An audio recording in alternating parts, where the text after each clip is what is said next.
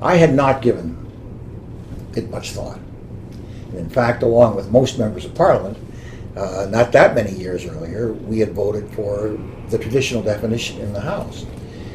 It was not a vote against gay marriage. It was simply a vote we had brought up to believe in traditional marriage in that way, and there was a vote in part of the House of Commons, and so we voted for it.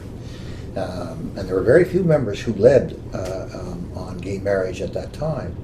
But one day, I was talking to a close friend of mine, and the subject came up. And he said, "What do you think about it?" And I said, "To be quite honest, I haven't really thought very much about it." And he said, "I want to tell you a story. You know my daughter?" And I said, "Yes."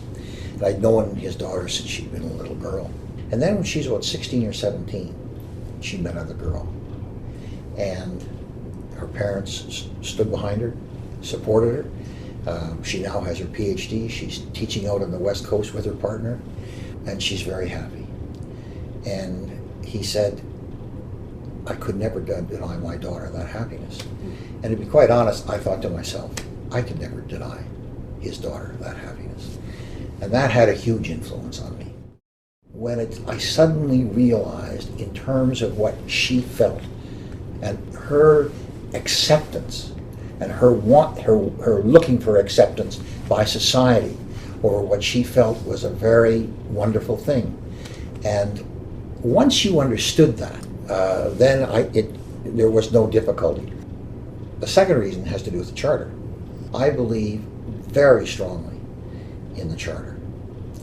And so that if I had any doubts, which I didn't, the fact that it was a Charter question, the courts had decided that way, made it very clear to me. And when people would raise the issue, why don't you have a referendum on this and let the majority vote? To which my answer was, the whole purpose of the Charter is to protect minorities. And so it was, from my point of view, it was very clear what we should do. Yes, there were certainly members of my party who were against it. There were two who left the party over the issue, a cabinet minister who resigned. I spent a lot of time with my colleagues, individual members of Parliament, all through that process, talking to them about it.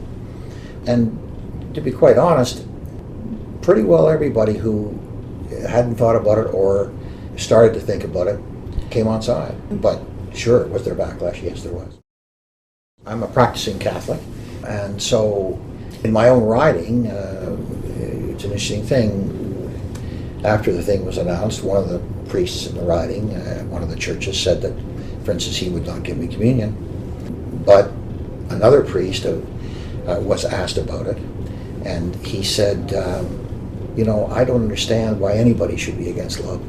It was probably the best answer I've ever heard, and it came from a Catholic priest. I'm most proud that we did it, And I think Canadians are actually quite proud that we led on the issue.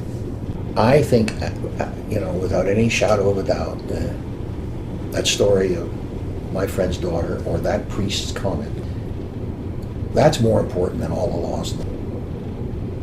But thank God for the Charter.